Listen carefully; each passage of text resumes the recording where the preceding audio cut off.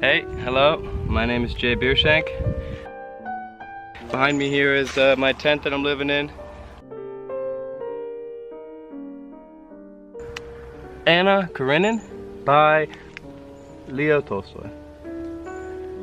So, let me start off by saying that, yeah, there's definitely tiers of books, and this book is in, one of the tiers, puts it next to like a Dostoevsky longer novel, in the sense of just like the intricacies of the characters and the intricacies of their interactions and the depth of which you get to understand each person's motives and sorrows and joys in life is so vivid that it makes it like you're getting to live each of their lives and experience the things that they experience, almost as if you were doing it yourself in reality, which is quite a interesting thing to experience when you read, because it's almost as if you're getting like a little cheat code into life, because you're getting to experience all these different situations and then also the repercussions of how those situations would play out in life if you were this type of person or that type of person,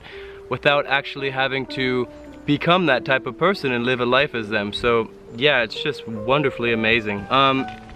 Yeah, what I really enjoyed was that it's not just one point of view or one particular story that's going on throughout the novel. It's a progression of time with about 15 almost main characters. I mean, there's maybe 4 main, but there's a lot of side characters, and you're getting to go on these so many different avenues and adventures with these characters, and that's what I enjoyed most about this book, and what kind of separated it for me from like the Karamazov brothers or something, is you're getting to go down so many individual routes. And I'll start by talking about one of the main characters, and his name is Levin.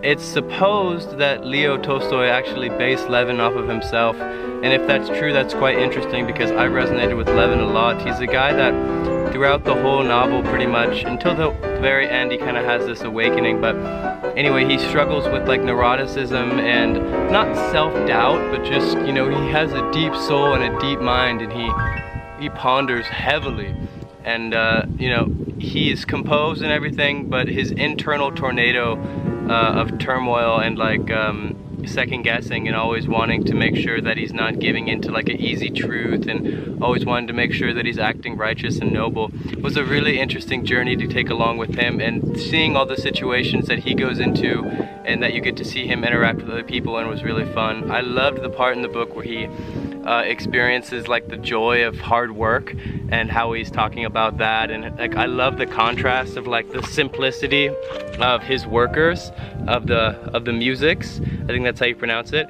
and then like the contrast of when he goes into the city and like is interacting with society. Society is basically just like people with money and leisure time, and don't have to work all the time, or they work jobs that are not physical. Whatever, they come from money and these things, and the contrast between these two different stratas of society were really interesting for me, because I think it plays into a lot of different aspects in reality, even though it's a little bit archaic. Part I really like too, there's another main character, her name is Anna, the main character, which is named after the book.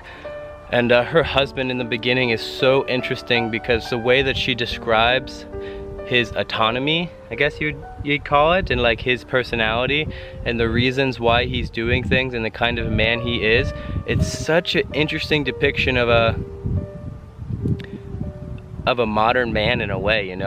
He's living through convictions that he believes are the convictions he should have, but he gives them no second thought, and he's really not an individual. He's just a product of kind of like these a product of a mold that is a good person, but is that really a good person? That's an interesting idea. And then his weird kind of interaction and relationship with Christianity throughout the whole book, and like his Christian morals enabling him and disabling him from doing certain things, I just found extremely interesting. Especially there's a part when he like there's something obvious that he wants to do, but he can't allow himself to do it because he's a good Christian man. And I just thought that that was such an interesting struggle. And I guess that's something that people go through quite frequently, but just the way that it was described was really interesting to me.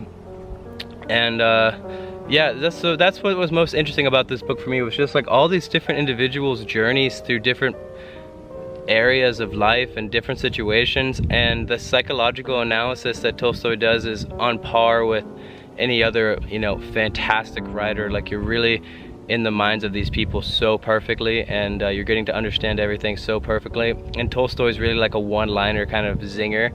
Like, he can express so much through one line, kind of like in the story of Dorian Gray. That's a really good like one-liner zinger kind of thing, and I felt like Tolstoy packed a lot of one-liner zingers in here.